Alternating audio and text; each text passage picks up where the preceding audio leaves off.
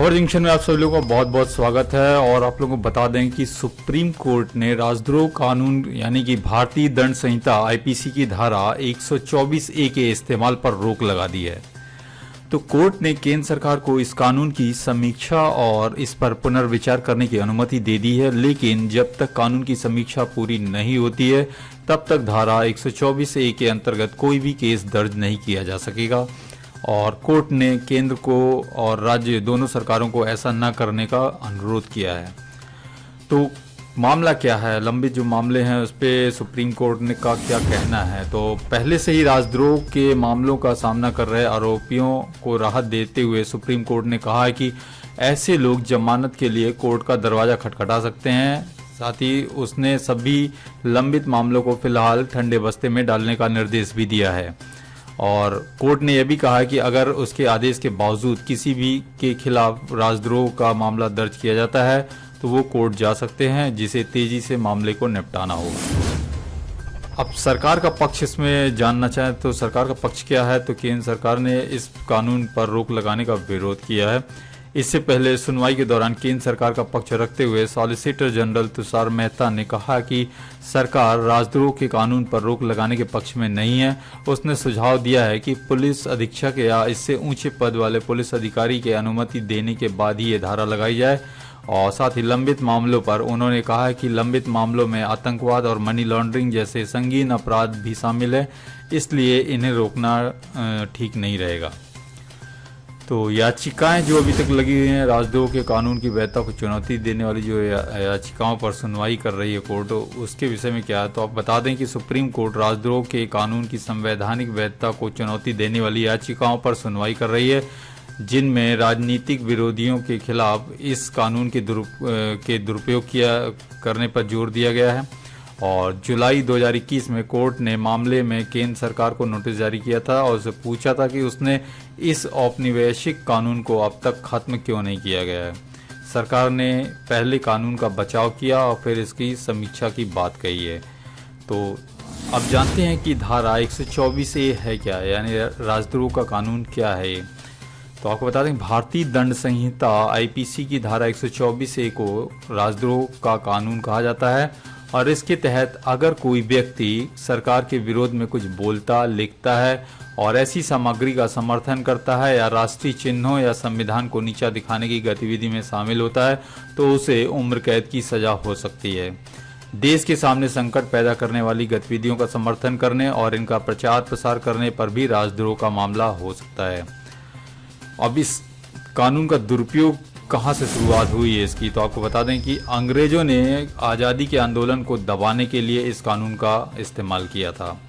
अंग्रेजों ने 1870 में धारा 124A को आईपीसी में जोड़ा था और आज़ादी के समय तक भारतीय राष्ट्रवादियों और स्वतंत्रता सेनानियों के खिलाफ इस कानून का जमकर इस्तेमाल किया गया था। और इस कानून के तहत 1908 में बाल गंगाधर तिलक और 1922 में महात्मा गांधी को भी गिरफ्तार किया गया था। और आज़ादी के बाद भी विभिन्न सरकारें यानी कई सरकारें जो है कानून का इस्तेमाल अपने अपने आलोचकों को दबाने के लिए करती आई हैं और हालिया समय में भी इसका दुरुपयोग बढ़ गया है। कोर्ट ने राजद्रोह कानून के दुरुपयोग कैसे रोकी सरकार, इस पे जो क्वेश्चन पूछा तो सवाल किया तो सीजेआई रमन्ना ने मेहता से कहा कि केंद्र के हलफनामे में कहा गया है कि प्रधानमंत्री नागरिक स्वतंत्रता से जुड़े मुद्दे से अवगत रहे हैं और उनका मानना है कि आज़ादी के 75 साल होने पर देश को पुराने औपनिवेशिक कानूनों समेत अपने औपनिवेशिक बोझ को कम करना चाहिए। साथ ही राजद्रोह कानून के दुरुपयोग को लेकर चिंताएं हैं और अटॉर्नी जनरल ने खुद कहा कि हनुमान चालीसा पढ़ने पर भी ऐसे मामले दर्ज हो रहे हैं और इसका समाधान आप कैसे करेंगे। तो सुप्रीम कोर्ट ने सरकार को सुझाव दिया कि वह 3-4 महीने में राजद्रोह कानून पर पुनर्विचार की प्रक्रिया खत्म कर ले और साथ ही इसके साथ उसने सरकार को राज्यों को इस अंतराल में राजद्रोह के कानून का इस्तेमाल न करने का निर्देश देने का सुझाव दिया है। और मेहता ने ये भी कहा है कि वह सरकार के साथ इस पर चर्चा कर सकते हैं और इस संबंध में गाइडलाइन भी बनाई जा सकती है। कोर्ट ने उनसे कल भी जवाब दाखिल करने को कहा था। पुराना फैसले की एक बात करें तो क्या था 1962 का महत्वपूर्ण फैसला। 1962 में सुप्रीम कोर्ट ने धारा 124A को लेकर बड़ा फैसला दिया था केदारनाथ सिंह पर बिहार सरकार ने राजद्रोह का मामला दर्ज किया था, जिस पर हाई कोर्ट ने रोक लगा दी थी। और वहीं सुप्रीम कोर्ट में 5 जजों की बेंच ने इस पर सुनवाई की थी। बेंच ने अपने आदेश में कहा था कि किसी भाषण या अभिव्यक्ति की तभी राजद्रोह माना जाएगा जब उसकी वजह से किसी तरह की हिंसा, असंतोष या फिर सामाजिक असंतुष्टिकरण बढ़े। ये मामला था 1962 का, जो कि बहुत चर्चित मामला था। बिहार सरकार और केदारनाथ सिंह के बीच का था। राजद्रोह मामला दर्ज किया गया था सरकार द्वारा। हालिया समय के चर्चित मामले कौन से हैं तो आपको बता देंगे, जो कि 2000 के बाद हुए हैं। 2008 में समाजशास्त्री आशीष नंदी ने गुजरात दंगों पर राज्य सरकार की आलोचना करते हुए लेख लिखा था, जिसके कारण उनके खिलाफ राजद्रोह का मामला दर्ज किया गया था।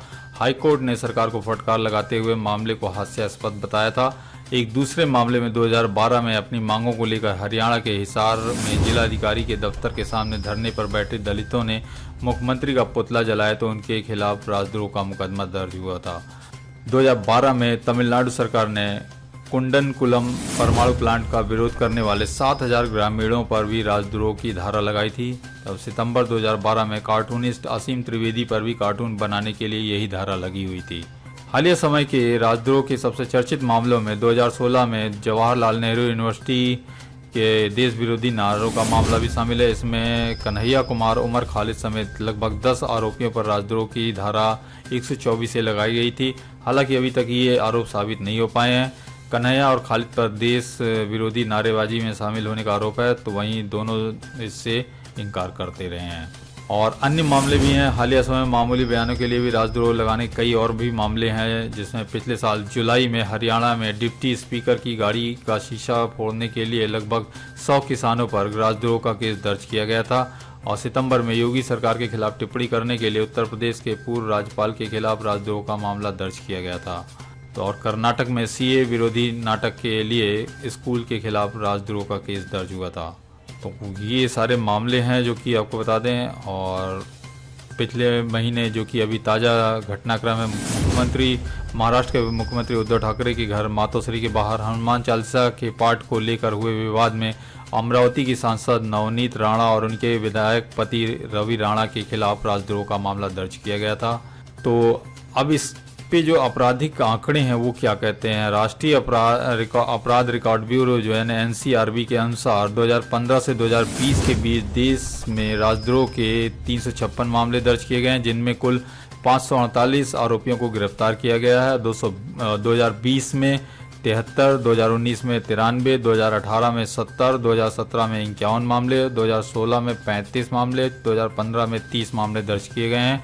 और 2020 में 33% और 2019 में 3.3% और 18 में 15.4%, 17 में 16.7% और 2016 में जो है 33.3% मामलों में आरोपी दोषी पाए गए हैं। तो जानकारों का कहना है कि संविधान की धारा 19(1) में जो है पहले से अभिव्यक्ति की स्वतंत्रता पर सीमित प्रतिबंध लागू है। ऐसे में धारा 124A की जरूरत ही नहीं होनी चाहिए। और इसके अलावा धार्मिक उन्माद फैलाने, सामाजिक द्वेष पैदा करने और शांति व्यवस्था बिगाड़ने जैसे गलत कामों के लिए कानून बने हैं, तो इस धारा की कोई ज़रूरत नहीं है। भारत में यह कानून बनाने वाले अंग्रेज भी अपने देश में इसे खत्म कर चुके हैं, तो भारत में ही क्यों चल रहा है। स्वाभाविक है यहाँ भी खत्म होना ही चाहिए। इस मामले को लेकर आप लोगों में क्या राय है कमेंट्स में कृपया लिखें। और खबर जंक्शन पर बने रहें ऐसे इंटरेस्टिंग सब विषयों पर, ज्वलंत मुद्दों पर, विषयों पर वीडियो देखने के लिए। धन्यवाद।